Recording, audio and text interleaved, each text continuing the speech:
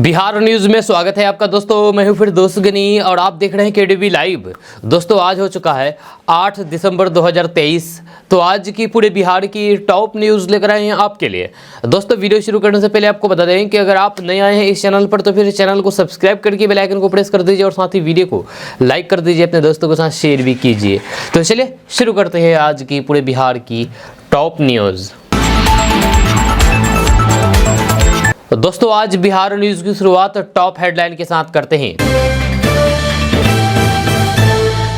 तो बात करते हैं कि हर शनिवार बैंक बंद रहने की तैयारी, वित्त मंत्रालय ने संसद को बता दिया।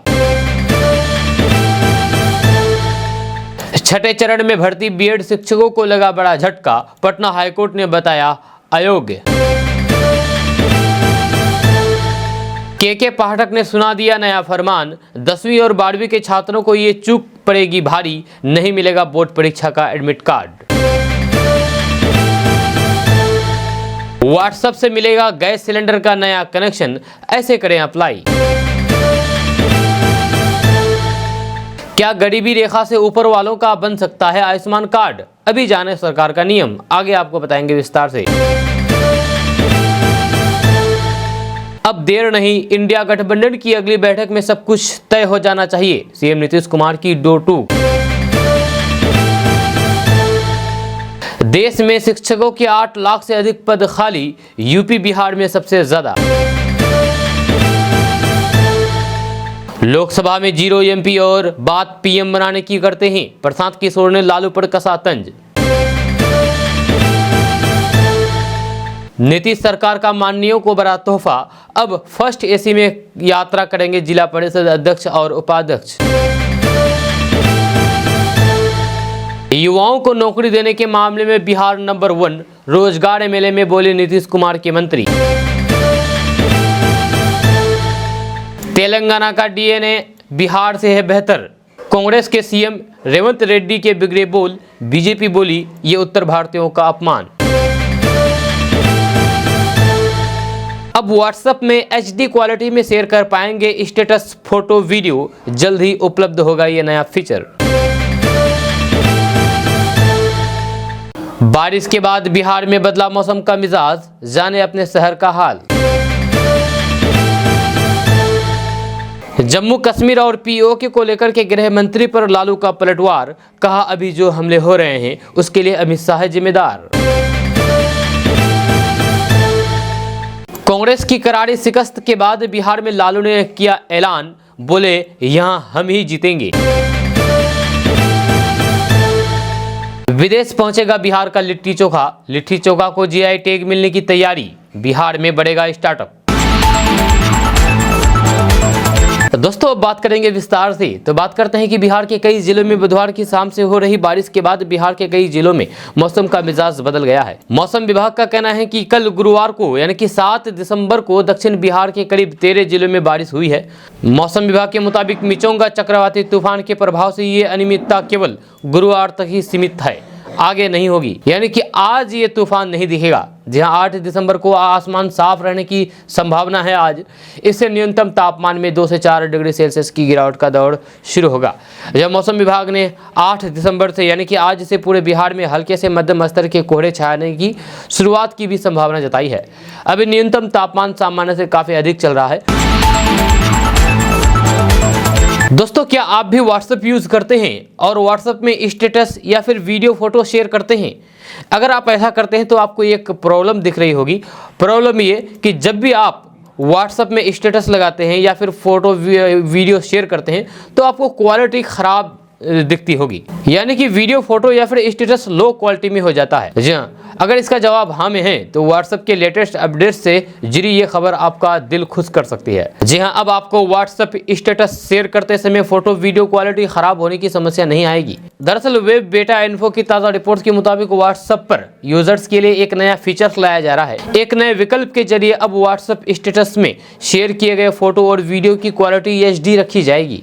आपको बता दें कि व्हाट्सएप पर स्टेटस शेयर करते समय फोटो वीडियो की खराब क्वालिटी व्हाट्सएप यूजर्स के लिए एक बड़ी समस्या है। जहाँ इस समस्या को लेकर के व्हाट्सएप यूजर्स कई बार कंपनी से गुहार लगा चुकी हैं। आपको बता दें कि व्हाट्सएप कॉन्टेक्स्ट के साथ HD क्वालिटी में फोटो वीडियो शेयर करने की सुविधा पहले से ही दी जा चुकी है। व्हाट्सएप पर स्टेटस पोस्ट करते समय फोटो और वीडियो की क्वालिटी HD में रखने के लिए आपको HD विकल्प पर टैप करना होगा। यह विकल्प स्टेटस स्क्रीन के शीर्ष पर दिखाई देगा। दोस्तों, बिहार में आज पेट्रोल डीजल के दाम में कोई भी बदलाव नहीं हुआ है। जब बिहार में आज पेट्रोल की कीमत 109 रुपये 23 पैसे और डीजल की कीमत 95 रुपये 88 पैसे है। आपको बता दें कि बिहार में आज यानी कि आज 8 दिसंबर को पेट्रोल डीजल की कीमत जारी कर दी गई है। यहाँ पेट्रोल और डीजल के रेट में कोई भी बदलाव नहीं हुआ है। इसके मुताबिक आज बिहार में पेट्रोल का दाम 109 रुपये 23 पैसे और डीजल की कीमत 95 रुपये 88 पैसे है। अगर बात राजधानी पटना की करें तो यहाँ पेट्रोल और डीजल के दाम में कोई भी बदलाव नहीं हुआ है। जब पटना में आज पेट्रोल की कीमत 107 रुपये 24 पैसे और डीजल की कीमत 94 रुपये 4 पैसे है। दोस्तों, आरजेडी सुप्रीमो लालू प्रसाद यादव और उनकी पार्टी के अन्य नेताओं की ओर से नीतीश कुमार के प्रधानमंत्री बनने के दावे पर बुधवार को जनसुराज के सूत्रधार प्रशांत किशोर ने तंज कसा है। प्रशांत किशोर ने कहा है कि लालू यादव और आरजेडी के नेता सिर्फ बरबोले लोग हैं। उन्होंने कहा है कि अब आप आरजेडी की स्थिति को ही देख लीजिए कि पूरे लोकसभा में 543 में से इस पार्टी के 0 सांसद है, यानी कि कोई सांसद है ही नहीं। लालू यादव यहां अपने घर में बैठते हैं और फिर 4 पत्रकारों को बुला करके तय करते हैं कि कौन देश का प्रधानमंत्री बनेगा। जिस पार्टी के 0 MP है वह तय कर रही है कि देश का प्रधानमंत्री कौन होगा। प्रशांत किशोर ने कहा है कि 2015 में तो हम ही लालू यादव और नीतीश कुमार को साथ लेकर के आए थे। हम बखूबी जानते हैं कि वे एक दूसरे को कितना प्यार करते हैं। नीतीश कुमार को लालू यादव और तेजस्वी यादव से कोई प्यार नहीं है। लालू यादव नीतीश कुमार को रोज इसीलिए दिल्ली के लिए चढ़ा रहे हैं कि बिहार खाली हो तो फिर हमारा बेटा मुख्यमंत्री बने। या वही नीतीश कुमार उनके साथ इसलिए हैं कि कुर्सी बची रहे और फिर जब कुर्सी भी छूटे भी और जब मेरी तारीख खत्म हो जाए तो फिर लोग यहाँ कहें कि कुछ भी कहिए। नीतीश कुमार कितने भी खराब थे, इनसे तो अच्छा ही थे। दोस्तों, बिहार के मुख्यमंत्री नीतीश कुमार ने एक बड़ा बयान दिया है। मुख्यमंत्री नीतीश कुमार ने कहा है कि वे इंडिया गठबंधन की बैठक में शामिल होंगे। जब बैठक में सब कुछ जल्द तय करना होगा, इसमें अब देरी नहीं होना चाहिए। मुख्यमंत्री बुधवार को पटना हाईकोर्ट के निकट डॉक्टर भीमराव अंबेडकर के महापरिनिर्वाण दिवस पर आयोजित राजकीय समारोह के बाद पत्रकारों से बात कर रहे थे। मुख्यमंत्री नीतीश कुमार ने कहा है कि हम 1 साल से विपक्षी एकजुटता में लगे हुए हैं। जब राज्यों के चुनाव में सभी पार्टियां अपनी अपनी जीत के लिए लग जाती है, लेकिन हम चाहते हैं कि आगे सब एकजुट होकर के चुनाव लड़े। अगली मीटिंग होगी तो फिर हम फिर से कहेंगे, अब देर नहीं कीजिए, आपस में बैठ करके सब कुछ जल्द से जल्द तय कर लीजिए। नीतीश कुमार ने कहा है कि खबर चल ही रहा था कि हम इंडिया गठबंधन की बैठक में नहीं जा रहे हैं, जबकि ऐसी कोई भी बात नहीं। मेरी तबीयत खराब थी, मुझे सर्दी खांसी बुखार लगा हुआ था। जब आगे बैठक होगी तो फिर हम नहीं जाएंगे, ये संभव है जी। इंडिया गठबंधन का नेतृत्व करने से जुड़े हुए सवाल पर मुख्यमंत्री नीतीश कुमार ने कहा है कि प्रधानमंत्री पद को लेकर के मेरे बारे में अक्सर खबरें आती है, लेकिन मैं स्पष्ट कर देना चाहता हूं कि मेरी कोई भी इच्छा नहीं है। हम पहले से ही लोगों की सेवा करते आ रहे हैं। जब हम राज्य हित में अपने काम में लगे रहते हैं। मुझे व्यक्तिगत रूप से कुछ भी नहीं चाहिए। हम केवल चाहते हैं कि विपक्ष एकजुट हो। जब अभी जो पार्टी केंद्र की सत्ता में है उसके खिलाफ मिलजुल करके चुनाव लड़े। देश हित में सभी विपक्षी पार्टियां एकजुट हो। सीएम नीतीश कुमार ने कहा है कि बिहार की गरीबी को देखते हुए बिहार को विशेष राज्य का दर्जा मिलना चाहिए। विशेष राज्य का दर्जा मिलेगा तो फिर बिहार बहुत आगे बढ़ेगा। इससे यहाँ की गरीबी दूर होगी। बिहार काफ़ी पौराणिक जगह है। देश में और देश के बाहर जो कुछ भी था सब कुछ बिहार से ही शुरू हुआ था। दोस्तों, भारत सरकार के गरीब और जरूरतमंद लोगों के लिए कई कल्याणकारी योजनाएं चलाई जा रही है। प्रधानमंत्री नरेंद्र मोदी के द्वारा जरूरतमंदों की मुफ्त इलाज के लिए महत्वाकांक्षी स्वास्थ्य बीमा योजना आयुष्मान भव्य की शुरुआत की गई है। इस योजना का तीसरा चरण शुरू कर दिया गया है। केंद्र सरकार के द्वारा इस योजना के तीसरे चरण में कार्ड बनाने की प्रक्रिया को पहले से काफ़ी ज़्यादा आसान कर दिया है। सरकार की कोशिश है कि इस योजना से ज़्यादा ज़रूरतमंदों को जोड़ा जाए और उन्हें स्वास्थ्य बीमा का लाभ दिया जाए। ऐसे में कई बार लोग सवाल पूछते हैं कि क्या आयुष्मान कार्ड गरीबी रेखा से ऊपर वाले लोगों का बन सकता है? तो फिर जवाब है हाँ। जब केंद्र सरकार की योजना में कुछ संशोधन किया गया है, इसके बाद अब गरीबी रेखा से ऊपर मिडिल क्लास के लोगों को भी योजना का लाभ दिया जा सकता है। आपको बता दूं कि आयुष्मान भारत कार्ड लाभुकों को किसी प्रकार की परेशानी ना उठाना पड़े, इसके लिए अब सरकार के द्वारा रजिस्ट्रेशन के दौरान सेल्फ वेरिफिकेशन मोड की शुरुआत कर दी गई है। जहां लाभुक आवेदक को OTP, आइरिस और फिर फिंगरप्रिंट और फेस आधारित वेरिफिकेशन विकल्प दिया जाता है। आयुष्मान कार्ड नहीं बन पाने या फिर किसी दिक्कत की स्थिति में केंद्र और राज्य स्तरीय 2 हेल्पलाइन भी मदद के लिए उपलब्ध है। जब कोई भी व्यक्ति मदद के लिए national health mission helpline number 1800 1800 4444 पर कॉल कर सकते हैं। दोस्तों, आरजेडी अध्यक्ष लालू प्रसाद यादव ने अमित शाह पर जोरदार हमला बोला है। जम्मू कश्मीर के हालात के लिए उन्होंने केंद्रीय गृह मंत्री को जिम्मेदार ठहराया है, जहाँ साथ ही कहा है कि अभी भी वहां लगातार दहशतगर्द हमले हो रहे हैं, स्थिति पहले से भी खराब है। दरअसल बुधवार को लोकसभा में जम्मू कश्मीर विधेयक 2023 और जम्मू कश्मीर पुनर्गठन विधेयक 2023 पर चर्चा करने के दौरान अमित शाह ने दावा किया था कि धारा 370 के हटने के बाद वहां अलगाववाद समाप्त हुआ है और दहशतगर्दी में बहुत कमी आई है। जी हां, अमित शाह के जम्मू कश्मीर को लेकर के दिए गए इस बयान पर पलटवार करते हुए बिहार के पूर्व मुख्यमंत्री लालू प्रसाद यादव ने कहा, अभी जो हमले हो रहे हैं वास्तव में इसके लिए केंद्रीय गृह मंत्री अमित शाह और मोदी सरकार की नीतियां जिम्मेदार है। अमित शाह को कोई जानकारी नहीं है। POK और जम्मू कश्मीर में अभी जो हमले हो रहे हैं उन सब के लिए अमित शाह ही जिम्मेदार हैं, ये कहना है लालू प्रसाद यादव का। आपको बता दें कि अमित शाह ने कहा था कि 2 बड़ी गलतियां पंडित जवाहरलाल नेहरू के कार्यकाल में हुआ था, जब उनके रहते हुए हुआ था, जिसके कारण कश्मीर को कई वर्षों तक नुकसान उठाना पड़ा। जब पहला है, जब हमारी सेना जीत रही थी तब युद्ध विराम की घोषणा करना, सीज फायर लगाया गया। अगर 3 दिन बाद सीज फायर होता तो फिर POK आज भारत का हिस्सा होता। दूसरा है अपने आंतरिक मुद्दे को UN में ले जाना। दोस्तों, लिट्टी चोखा की पहचान बिहार के नाम से ही होती है। जब लिट्टी चोखा को बिहार का सबसे फेमस डिश माना जाता है, जिसकी पहचान केवल देश तक ही सीमित नहीं है बल्कि विदेशों तक भी पहुंच गई है। जहां अब बिहार की शान लिट्टी चोखा को अंतर्राष्ट्रीय पहचान मिलने वाली है। लिट्टी चोखा को अब GI टैग मिलने वाला है, जिसके लिए तैयारियां की जा रही है। भागलपुर जिले के सबौर स्थित बिहार कृषि विश्वविद्यालय के अंतर्गत आने वाले भोजपुर कृषि विज्ञान केंद्र की तरफ से पहल की गई है, जिसको लेकर के भोजपुर के कृषि विज्ञान केंद्र के वरिष्ठ वैज्ञानिक ने बताया कि सब कुछ ठीक ठाक रहा तो फिर बहुत जल्द ही बिहार के लिट्टी चोखा को GI टैग मिल जाएगा, जिसके लिए आवेदन भी दिया जाएगा। आपको बता दें कि लिट्टी चोखा को GI टैग मिलने के बाद ब्रांडिंग देश दुनिया में होगी, जहाँ साथ ही इस पहल से युवाओं को प्रोत्साहित किया जाएगा ताकि वे इस क्षेत्र से जुड़े हुए स्टार्टअप कर सके। इससे रोजगार के भी अवसर बढ़ेंगे। अब आप सोच रहे होंगे कि आखिर ये GI टैग है क्या, तो आपको बता दें कि GI टैग एक प्रकार का चिन्ह है जिसे विशेष भौगोलिक क्षेत्र के लोकप्रिय उत्पादकों को पहचान दिलाने के लिए इस्तेमाल किया जाता है। ये 10 सालों तक मान्य रहता है। GI टैग की मदद से नकल करने वाले लोगों पर शिकंजा कसा जा सकता है, यानी कि जिन चीज़ों को GI टैग मिलता है उन्हें उस भौगोलिक क्षेत्र के रहने वाले ही अधिकृत रूप से निर्णय और बेच सकते हैं। दोस्तों, कटिहार संसदीय क्षेत्र के सांसद दुलाल चंद गोस्वामी ने लोकसभा में ध्यान आकर्षण प्रस्ताव के दौरान कटिहार से जुड़ी हुई विकास योजनाओं को लेकर के NH 31 फलोड़िया चौक से पीर 35 तक 4 लेन सड़क एवं गंगा नदी पर ब्रिज निर्माण की मांग की है। यह साथ ही उन्होंने कहा कि इस निर्माण से बिहार, झारखंड और फिर पश्चिम बंगाल सहित पड़ोसी देश नेपाल के लोगों को भी काफ़ी सहूलियत होगी। आपको बता दें कि लोकसभा का सत्र जो 4 दिसंबर 2023 से शुरू होकर के 22 दिसंबर 2023 तक चलेगा, इसी क्रम में दिनांक 6 दिसंबर 2023 को कटिहार सांसद दुलाल चंद गोस्वामी द्वारा नियम 377 के अंतर्गत कटिहार जिला के NH 31 फलोड़िया चौक से भागलपुर जिला के पीरपैती प्रखंड तक 4 लेन सड़क एवं गंगा नदी पर ब्रिज के निर्माण की मांग की है।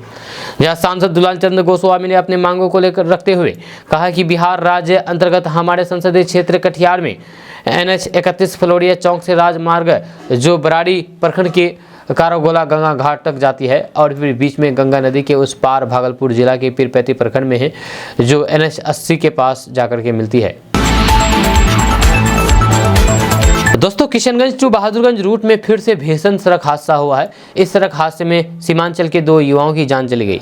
जो कल तक सबको हंसाता था, आज सबको रुला करके चले गए हैं। आपको बता दें कि किशनगंज जिला के कोचाधामन विधानसभा के अंतर्गत धनपुरा के पास भीषण सड़क हादसा हुआ है, जहाँ तेज रफ्तार वाहन की चपेट में आने से बाइक सवार 2 युवाओं की जान चली गई है। मिली जानकारी के मुताबिक दोनों की पहचान बहादुरगंज प्रखंड की भौरादा पंचायत वार्ड नंबर 4 कोरट बनगामा माली बस्ती निवासी मोहन चंद्र दास उर्फ राहुल, जिनकी उम्र 22 साल है। दूसरा युवक का नाम आज़ाद आलम है, पिता बिजली मिस्त्री है। ये दोनों युवा क्षेत्र के प्रचलित यूट्यूब चैनल सीमांचल मुखिया में काम करते थे। आज़ाद और मोहन दोनों सक्रिय रूप से चैनल से जुड़े हुए थे। यह दोनों ही काफ़ी अच्छे स्वभाव के लड़के थे। किसी काम के सिलसिले में दोनों किशनगंज आए हुए थे। घर जाने के क्रम में एक तेज रफ्तार वाहन ने इन लोगों के बाइक को जबरदस्त ठोकर मार दी। ठोकर इतना जबरदस्त था कि दोनों की मौके पर ही जान चली गई। दोस्तों, बात करेंगे कि बिहार के पूर्व मुख्यमंत्री लालू प्रसाद यादव 5 राज्यों में से 4 राज्यों कांग्रेस की बुरी हार के बावजूद भी बिहार में भारतीय जनता पार्टी को बुरी तरीके से हराने का दावा कर रहे हैं। लालू प्रसाद यादव ने सुबह मीडिया के सवालों का जवाब देते हुए कहा कि भाजपा वाले यहां एक भी सीट नहीं जीतेगी, यह सभी सीटें इंडिया गठ जीतेगा। जब मध्य प्रदेश, राजस्थान और छत्तीसगढ़ में हार के तत्काल बाद कांग्रेस ने इंडिया अलायंस की बैठक 6 दिसंबर को रखी थी, जिसे सहमति नहीं मिलने के कारण टाल दिया गया। जब लालू ने ही बिहार में जानकारी दी है कि अगली बैठक 17 दिसंबर से को होगी और उसमें सभी रहेंगे। इसके अगले दिन सीएम नीतीश कुमार ने भी कहा कि वे जरूर रहेंगे। आपको बता दें कि लालू प्रसाद यादव ने एयरपोर्ट पर भी ममता बनर्जी की नाराजगी के सवाल पर कहा था कि 17 दिसंबर को बैठक होगी, सब रहेंगे। राजद सुप्रीमो लालू प्रसाद यादव के सब रहेंगे वाले बयान का मतलब ये हुआ कि इंडिया अलायंस की बैठक में, यानी कि इंडिया अलायंस की बैठक में नीतीश कुमार भी रहेंगे और उसमें ममता बनर्जी भी शामिल होंगे। दोस्तों, केंद्रीय गृह मंत्री अमित शाह बिहार आ रहे हैं, जो 10 दिसंबर को पटना में पूर्वी क्षेत्रीय परिषद की बैठक में शामिल होंगे। ये मुख्यमंत्री सचिवालय संवाद में हो सकती है। इस बैठक में बिहार के साथ साथ पश्चिम बंगाल, झारखंड और ओडिशा के मुख्यमंत्री को भी भाग लेना है। इसके साथ ही उनके अधिकारी भी इसमें शामिल होंगे। आपको बता दूं कि जातीय सर्वे के बाद बिहार की ये बैठक काफ़ी अहम है, जब बिहार सरकार की ओर से कई मुद्दे उठाए जाएंगे, लेकिन इस बार विशेष राज्य के दर्जे की मांग को अहम मुद्दा बनाया गया है। हाल के समय में सीएम नीतीश कुमार भी मीडिया के सामने और फिर कार्यक्रम में इसकी चर्चा करते रहे हैं। जैसे सीएम नीतीश कुमार कहते हैं कि बिहार के विकास के लिए ये ज़रूरी है, इसके लिए 15 दिसंबर से यात्रा निकाली जाएगी। इसके साथ ही जल संसाधन विभाग, पड़ोसी राज्य झारखंड के साथ कई मुद्दों पर चर्चा की जाएगी। केंद्रीय योजना में बिहार की हिस्सेदारी को लेकर भी चर्चा होगी, जिसमें बिहार सरकार की ओर से 90 रेशियो में राशि देने की मांग होगी। आपको बता दें कि इससे पहले बिहार के सरकार के मंत्री आरोप लगा चुके हैं कि सड़क निर्माण सहित कई योजनाओं में अन्य साल के मुताबिक राशि कम आवंटित की गई है, इसलिए ये मुद्दा भी अहम होने वाला है। दोस्तों, बिहार में परिवहन नेटवर्क को और सुदृढ़ करने के लिए राज्य के सुदूर गांवों को जिला मुख्यालय से जोड़ा जाएगा। इसके लिए सुदूर गांव से जिला मुख्यालय के लिए 3600 बसें चलाने की योजना है। ये बसें चरणबद्ध रूप से सभी जिलों के लिए चलेगी। इसके लिए नीतीश सरकार ने मुख्यमंत्री प्रखंड परिवहन योजना का विस्तार किया है।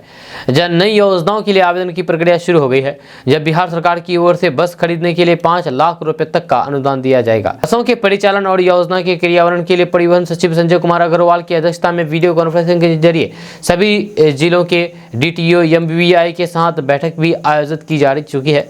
दरअसल विभाग की ये नई योजना मुख्यमंत्री प्रखंड परिवहन योजना का ही विस्तार है। इस योजना के बाद ग्रामीण क्षेत्र में परिवहन का नेटवर्क और मजबूत होगा। इसके साथ ही प्रखंड पंचायतों के बाद अब गांव के लिए गाड़ियों के परिचालन को बढ़ावा मिलेगा। इस योजना के तहत मिली बसों को प्राथमिकता दी जाएगी। दोस्तों, बिहार सरकार और बिहार राज्य खेल प्राधिकरण मिलकर के खेल प्रतिभाओं को आगे बढ़ाने में जुटी हुई है। जब बिहार के खिलाड़ी इन दिनों खेल में अच्छा प्रदर्शन करके राज्य का नाम ऊंचा कर रहे हैं। इसी कड़ी में बिहार को 6 खेलों के लिए राष्ट्रीय स्कूल गेम्स की मेजबानी करने का मौका मिला है। बिहार राज्य खेल प्राधिकरण के महानिदेशक रविंद्रन संकरण ने जानकारी दी है कि 25 दिसंबर से राष्ट्रीय स्कूल गेम्स की शुरुआत हो रही है, जो फरवरी तक चलेगी। स्कूल नेशनल गेम्स की मेजबानी जो बिहार को मिली है, उसमें football, cricket, athletics, weight lifting और फिर शतरंज है। इन खेलों के लिए अलग अलग डेट निश्चित किए गए हैं। खेल डीजी ने बताया है कि फुटबॉल की शुरुआत 25 को होगी और वे 29 दिसंबर तक चलेगी। दोस्तों, प्रधानमंत्री नरेंद्र मोदी ने आज चुनावी आंकड़े का हवाला देते हुए कहा कि भारतीय जनता पार्टी यानी कि भाजपा शासन के लिए लोगों की सबसे पसंदीदा पार्टी बन गई है, क्योंकि सत्ता में रहते हुए चुनाव जीतने का उसका रिकॉर्ड कांग्रेस से काफ़ी बेहतर है। भाजपा संसदीय दल की बैठक को संबोधित करते हुए प्रधानमंत्री नरेंद्र मोदी ने हालिया विधानसभा चुनाव में पार्टी की बड़ी जीत का श्रेय टीम भावना को दिया और कहा कि 3 राज्यों में जीत के अलावा तेलंगाना और फिर मिजोरम में भी पार्टी की ताकत बढ़ी है। संसदीय कार्य मंत्री प्रहलाद जोशी ने मोदी को उद्गत करते हुए संवाददाताओं से कहा कि कांग्रेस ने उन राज्यों में एक कार्यकाल के लिए सत्ता में रहते हुए 40 बार विधानसभा चुनावों का सामना किया है और फिर उनमें से केवल 7 में जीत दर्ज की गई है। जब मोदी ने कहा है कि भाजपा के लिए ये आंकड़े 39 में से 22 गुना है, यानी कि सफलता दर 56% है। उन्होंने कहा कि क्षेत्रीय दलों ने कांग्रेस से बेहतर प्रदर्शन किया है, लेकिन वे भाजपा से बेहतर नहीं कर सके क्योंकि उन्होंने सत्ता में रहते हुए 36 में से 18 बार जीत हासिल की है और 50% की सफलता दर हासिल की है। उन्होंने कहा कि ये दिखाता है कि भाजपा सरकार चलाने के लिए सबसे पसंदीदा पार्टी है। इससे पहले संसदीय दल की बैठक में हाल ही में संपन्न हुए विधानसभा चुनाव में पार्टी के शानदार प्रदर्शन के लिए प्रधानमंत्री नरेंद्र मोदी का जोरदार स्वागत किया गया था। जब विधानसभा चुनाव में भाजपा ने मध्य प्रदेश में अपनी सत्ता बरकरार रखी, वहीं पर कांग्रेस को राजस्थान और छत्तीसगढ़ की सत्ता से बाहर कर दिया। तेलंगाना में भी पार्टी ने अब तक का सबसे अच्छा प्रदर्शन किया है। दोस्तों, बीपीएससी द्वारा हाल ही में नियुक्त किए गए शिक्षकों द्वारा इस्तीफा देने का सिलसिला शुरू हो चुका है। यूपी के रहने वाले शिक्षकों ने बड़ी संख्या में इस्तीफा दिया है। जब पोस्टिंग के कुछ दिनों बाद से ही इन नवनियुक्त शिक्षकों का इस्तीफा शुरू हो गया। समस्तीपुर जिला में एक साथ 30 शिक्षकों ने इस्तीफा दिया है। जब मुजफ्फरपुर में 17 शिक्षकों का इस्तीफा विभाग को मिला है। बेगूसराय में भी 4 शिक्षकों ने इस्तीफा दिया है। वहीं मधुबनी में भी 1 शिक्षक ने इस्तीफा दिया है। अभी इन नवनियुक्त शिक्षकों द्वारा दिए गए इस्तीफों को अभी तक मंजूर नहीं किया है। जब मुजफ्फरपुर में यूपी के शिक्षकों ने इस्तीफा देने का कारण केंद्रीय विद्यालय और फिर दूसरी नौकरी लगने का बताया है। शिक्षकों के इस्तीफे के कारण बड़े पैमाने पर फिर से स्कूलों में शिक्षकों के पद खाली होने लगे हैं। ग्रामीण और फिर सुदूर इलाके में पोस्टिंग भी इस्तीफे के कारण बताया जा रहा है। माना जा रहा है कि आगे और भी शिक्षकों का इस्तीफा हो सकता है, इसकी संभावना है। इसको लेकर के संबंधित जिलों के डीईओ ने शिक्षा विभाग को पत्र भेजना शुरू कर दिया है। आपको बता दें कि बीपीएससी द्वारा आयोजित परीक्षा को पास करके काफ़ी संख्या में यूपी के रहने वाले लोग भी बिहार में शिक्षक बने थे, लेकिन इस्तीफे के कारण फिर से कई स्कूलों में टीचर की कमी का मामला ज्यों का त्यों बना रह जाएगा। दोस्तों, मंगलवार को केंद्रीय वित्त मंत्रालय ने संसद में बताया है कि एक प्रस्ताव पेश किया गया है। इसमें देश के सभी बैंकों में हर शनिवार को अवकाश घोषित करने की मांग की गई है, यानी कि बैंकों में हर हफ्ते 5 दिन ही काम करने की मांग की गई है। आपको बता दूं कि देश के सभी बैंकों के लिए साल 2015 में सरकार ने एक नया नियम लागू किया था, जिसके तहत महीने में 2 शनिवार बैंक कर्मचारियों को अवकाश देना शामिल था। इसके बाद से देश के सभी बैंक महीने के दूसरे शनिवार और चौथे शनिवार को सभी बैंक बंद रहते हैं। ये अवकाश अनिवार्य है और देश के पब्लिक सेक्टर से लेकर के प्राइवेट सेक्टर तक के बैंकों पर लागू होता है। काफ़ी लंबे वक्त से पब्लिक सेक्टर और फिर प्राइवेट सेक्टर के बैंकों की ओर से हफ्ते में 5 दिन कार्य करने को लेकर के काफ़ी अधिक वक्त मांगा जा रहा है। जब विशेष तौर पर बार बार ये मामला पब्लिक सेक्टर के बैंकों ने उठाया है। दोस्तों, पिछले कुछ समय में पार्ट टाइम जॉब और फिर निवेश के नाम पर कई सारे फ्रॉड के मामले सामने आए हैं। जहां अब इस कड़ी में भारत सरकार की तरफ से एक बड़ा एक्शन लिया गया है। केंद्रीय गृह मंत्रालय ने इस दिशा में एक बड़ा कदम उठाते हुए करीब 100 से ज़्यादा ऐसी वेबसाइट को ब्लॉक कर दिया है जो पार्ट टाइम जॉब और फिर अवैध निवेश के नाम पर लोगों से ठगी कर रही थी। बताया जाता है कि केंद्रीय गृह मंत्रालय की तरफ से जो वेबसाइट ब्लॉक की गई है, उन्हें देश के बाहर से ऑपरेट किया जा रहा था। आपको बता दें कि इलेक्ट्रॉनिक्स और फिर सूचना प्रौद्योगिकी मंत्रालय ने सूचना प्रौद्योगिकी अधिनियम 2000 के तहत इन वेबसाइट को ब्लॉक कर दिया है। दोस्तों, बात करते हैं कि बिहार शिक्षक बहाली को लेकर के इस वक्त एक बड़ी खबर सामने आ रही है। जहाँ छठे चरण में बहाल करीब 22,000 बीएड शिक्षकों को बड़ा झटका लगा है। पटना हाईकोर्ट ने बीएड शिक्षकों को अयोग्य करार दे दिया है। जहाँ नियोजन निकाय के माध्यम से इन शिक्षकों की बहाली हुई थी। ये शिक्षक 2 साल से अपनी सेवाएं दे रहे थे। जहाँ हाईकोर्ट ने राज्य सरकार को आदेश जारी करके कहा है कि नियुक्ति पर दोबारा काम करना होगा। जहाँ केवल योग्य उम्मीदवारों का ही चयन होना चाहिए। जहाँ हाईकोर्ट ने अपने आदेश में कहा कि जो लोग डीएलएड होंगे वही प्राथमिक शिक्षक बन सकते हैं। जहाँ पहले सरकार ने इन्हें प्राथमिकता देने की बात कही थी। इस पर हाईकोर्ट ने कहा कि जो लोग डीएलएड डिग्री धारक होंगे वही प्राथमिक शिक्षक बन पाएंगे। वही हाईकोर्ट के आदेश को लेकर के प्राथमिक शिक्षक संघ ने कहा है कि अभी ऑर्डर शीट आया नहीं है। 2022 में छठे चरण में 42,000 नियोजित शिक्षक बहाल हुए थे। इसमें 1 से 5 वर्ग के लिए 22,000 नियोजित शिक्षक बहाल हुए थे।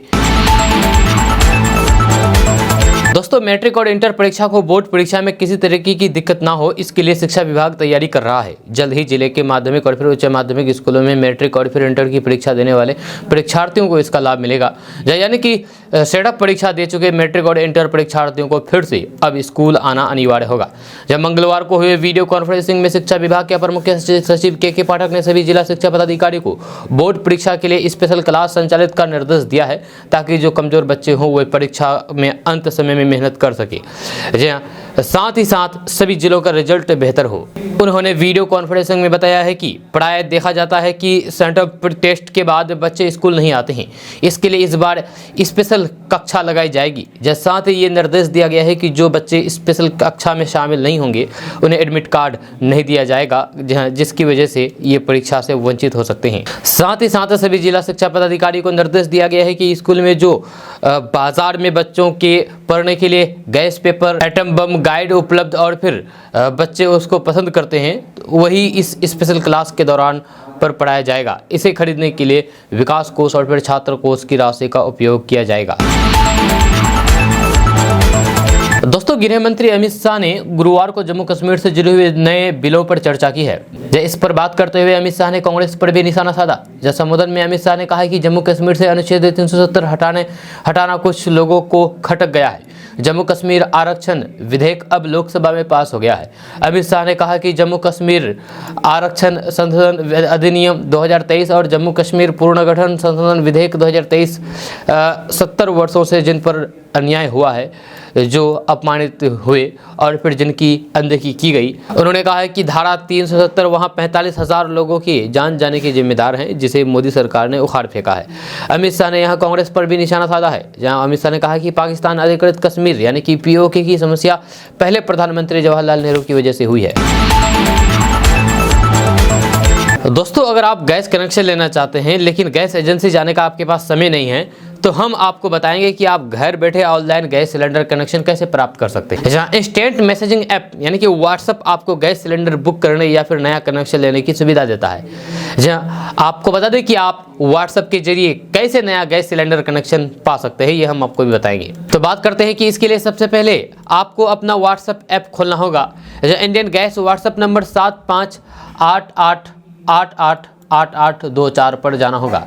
इसके बाद न्यू अटैचमेंट टाइप करना होगा और भेज देना होगा। इसके बाद आपको एक रिप्लाई मैसेज मिलेगा, जिसमें आपको अपना नाम, पता, कॉन्टैक्ट नंबर और फिर अन्य जरूरी डिटेल्स भरनी होगी।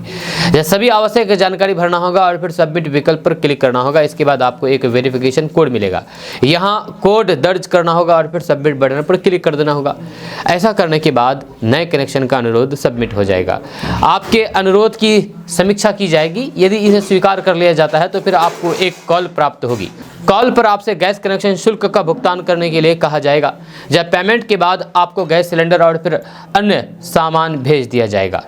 जब व्हाट्सएप के जरिए नया गैस सिलेंडर कनेक्शन लेने के लिए इन दस्तावेजों की ज़रूरत होगी। आपको बता दूं कि इसके लिए आपके पास आधार कार्ड या फिर कोई भी अन्य वैध पहचान पत्र, अपना राशन कार्ड और एक पासपोर्ट साइज फोटो होना चाहिए। इसमें ध्यान देने वाली बात यह है कि व्हाट्सएप के माध्यम से नया गैस सिलेंडर कनेक्शन प्राप्त करने के लिए आपका मोबाइल नंबर उस राज्य के लिए पंजीकृत होना चाहिए जहां आप गैस कनेक्शन प्राप्त करना चाहते हैं। आपको बता दें कि भारतीय ग्राहकों को व्हाट्सएप के माध्यम से LPG सिलेंडर बुक करने के चरणों का पालन करना चाहिए।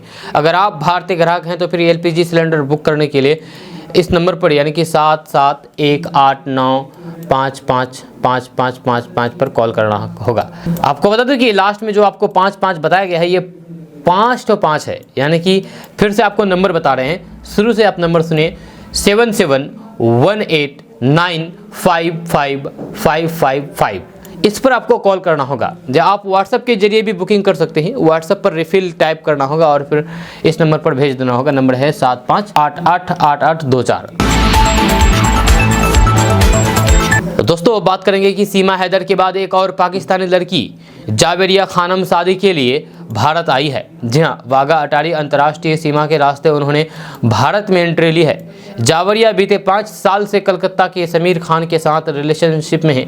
जहाँ वीज़ा नहीं मिलने के कारण वे अब तक भारत नहीं आ पा रही थी। जब भारत आने के बाद जावेरिया खानम ने कहा है कि कपल के लिए सिक्योरिटी का ध्यान रखते हुए अलग से वीज़ा की व्यवस्था होनी चाहिए। आपको बता दूं कि बीते कुछ दिनों से शादी के लिए बॉर्डर पार करके जाने वाले जोड़ों की खूब चर्चा हो रही है। जी हाँ, ANI से बात करते हुए जावेरिया खानम ने कहा कि यहां आने के लिए भारत सरकार को धन्यवाद करना चाहती हूं। इससे पहले बहुत दिनों तक वीज़ा नहीं मिल पा रहा था। आपको बता दूं कि जावेरिया खानम को अभी 45 दिनों का वीज़ा मिला है। जहां जावेरिया के होने वाले पति समीर खान ने कहा कि मैं बहुत खुश हूं और भारत सरकार का बहुत बहुत धन्यवाद करता हूं। भारत और फिर पाकिस्तान दोनों ही देशों ने हमें मिलाने में बहुत मदद की है। यह नीयत साफ हो तो फिर बॉर्डर मायने नहीं रखता है। मैं चाहता हूं कि दोनों देशों की सरकार शादी के लिए अपना अलग से वीज़ा जारी करें। सुरक्षा के दृष्टिकोण को देखते हुए दोनों देशों के बीच शादी के लिए अलग से वीज़ा होना चाहिए। आपको बता दें कि वहीं कुछ दिन पहले भारत की अंजू ने भी पाकिस्तान जाकर के अपने फेसबुक फ्रेंड नसरुल्लाह से शादी कर ली थी। हालांकि अंजू फिर से वापस भारत अपने बच्चों से मिलने के लिए आ गई है।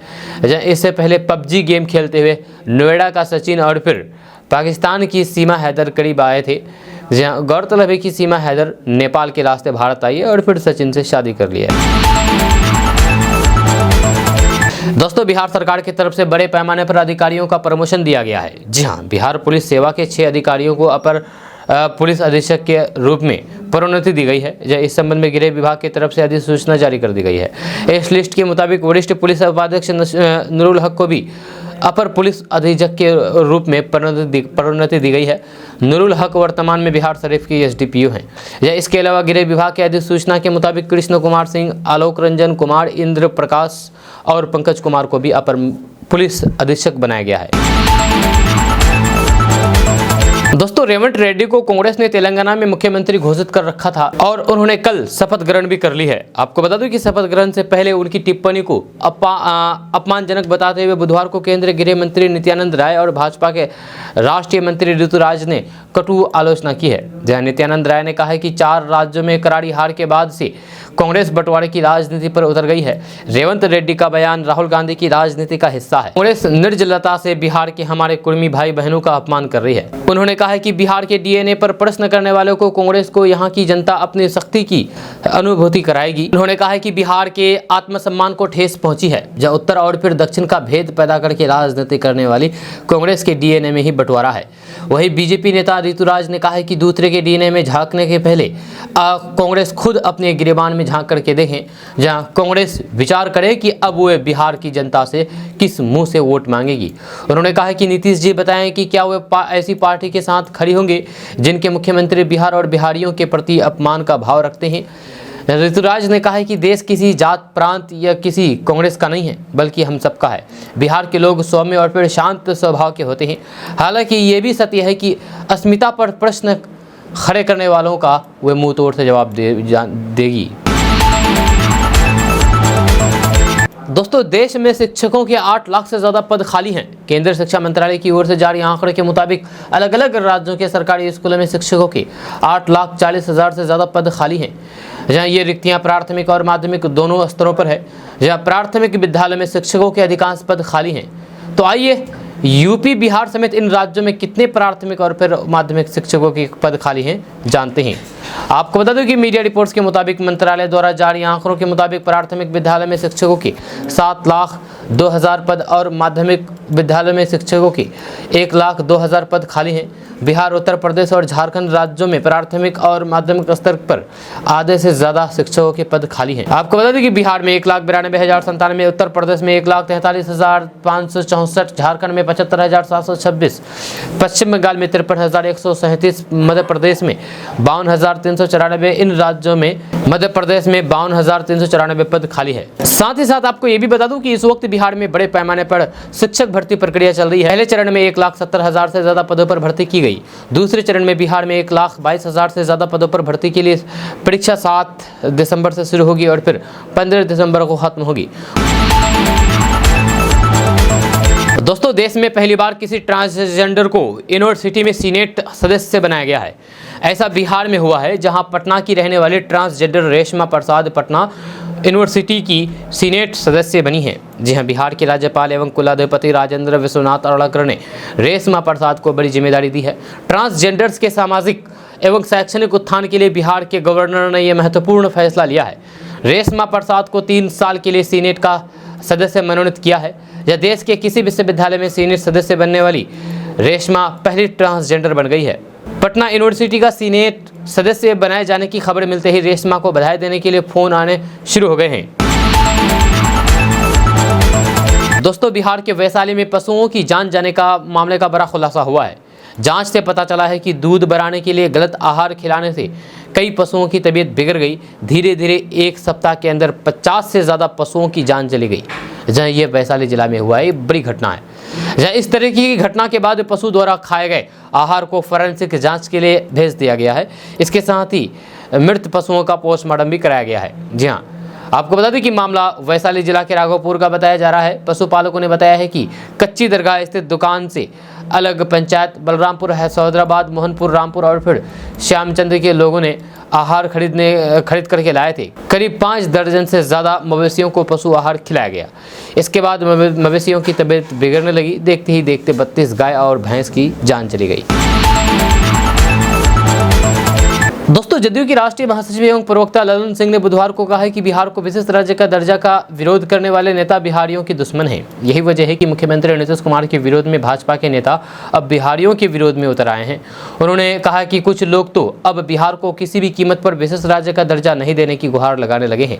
उन्होंने कहा कि जब केंद्र सरकार 370 जैसे कानून को हटा सकती है तो फिर वे बिहारियों के विकास के लिए क्या वित्त आयोग के प्राविधानों में फेरबदल क्यों नहीं कर सकती और बिहार को विशिष्ट राज्य का दर्जा क्यों नहीं दे सकती। ललन सिंह ने कहा कि भाजपा के नेताओं को बताना चाहिए कि खुद बिहारी होकर के वे बिहारियों का हक क्यों मारना चाह रहे हैं।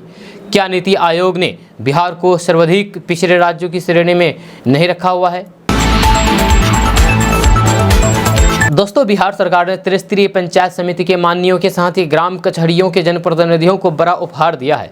अब जिला परिषद के अध्यक्ष एवं उपाध्यक्ष फर्स्ट एसी बोगी में यात्रा कर सकेंगे, वो भी फ्री में।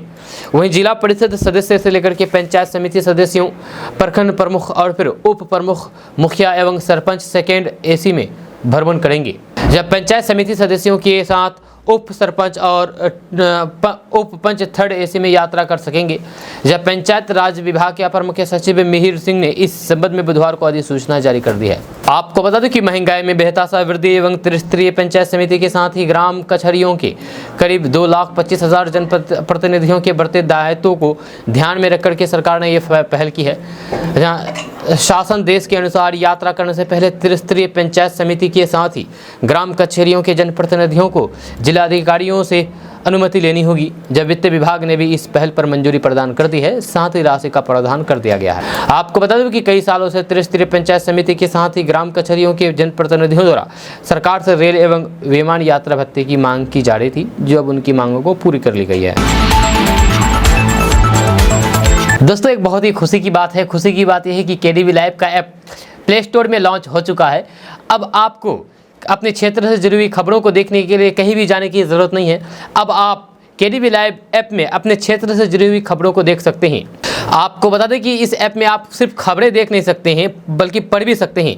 आप इस ऐप में खबरें देख नहीं सकते हैं, सिर्फ पढ़ भी नहीं सकते हैं। आप इसमें अपना खुद से भी खबर पोस्ट कर सकते हैं। जी हाँ, अगर आपके आगल पास कोई भी घटना घटती हो या फिर आपके माइंड में कोई भी ऐसा कोई बात हो जो आपको लोगों तक पहुंचाना चाहिए, तो आप केडीबी लाइव के ऐप के माध्यम से पहुंचा सकते हैं।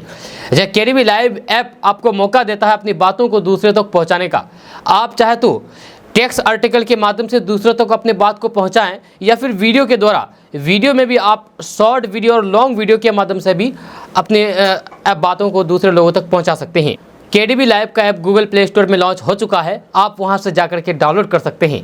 जी हाँ, वहां पर आप लिखेंगे KDB live app search bar में और आपको केडीबी लाइव आ जाएगा, ऐप आ जाएगा। वह इंस्टॉल करके आप इस ऐप को आराम से यूज़ कर सकते हैं और अपने क्षेत्र से जुड़ी हुई जानकारी खुद से भी शेयर कर सकते हैं और देख सकते हैं, पढ़ भी सकते हैं। जी हाँ, इस ऐप में आप खुद से अपना अकाउंट बना सकते हैं और एक दूसरे के साथ फॉलो भी कर सकते हैं। तो अभी जाइए आप KDB live play store app में। दोस्तों, आज का न्यूज़ बस यहाँ तक। कैसा लगा आपको नीचे कमेंट बॉक्स में कमेंट करके ज़रूर बताइएगा। अगर आप हमारे चैनल पर नए आए तो फिर चैनल को सब्सक्राइब करके बेल आइकन को प्रेस कर दीजिए और साथ ही वीडियो को लाइक कर दीजिए, अपने दोस्तों के साथ शेयर भी कीजिए। तो चलिए मिलते हैं फिर नेक्स्ट वीडियो के साथ। तब तक के लिए जय हिंद, जय भारत।